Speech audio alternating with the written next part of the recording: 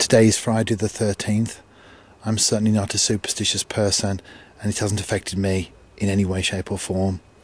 And I'm now out on the evening doing some canal carp fishing.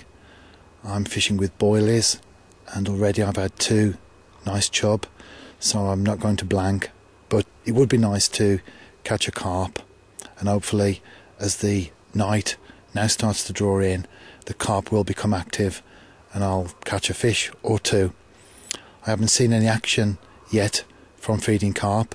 Sometimes they slurp on the surface, other times you see bubbles or even fish head and shouldering. I've seen those on the canal before.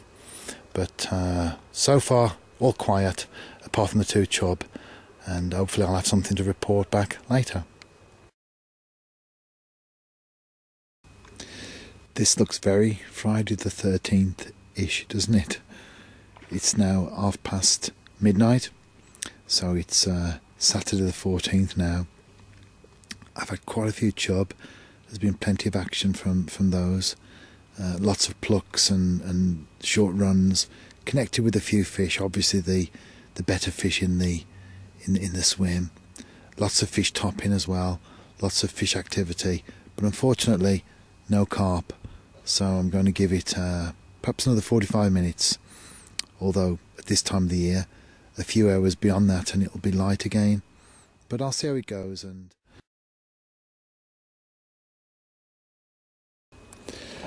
it's now almost 1 AM. I finally caught my carp, but it was actually smaller than all the chub that I've had so far. So not much of a fish to write home about. But I did catch a carp, and that's what I set out to do. I'm thinking of calling it a day now, perhaps give it another 15 minutes or so, which will give me a 4-hour session. It's okay doing short sessions when it's local, but obviously if you travel a long distance you need to get the value out of the petrol that you put into your car, which is a big factor these days.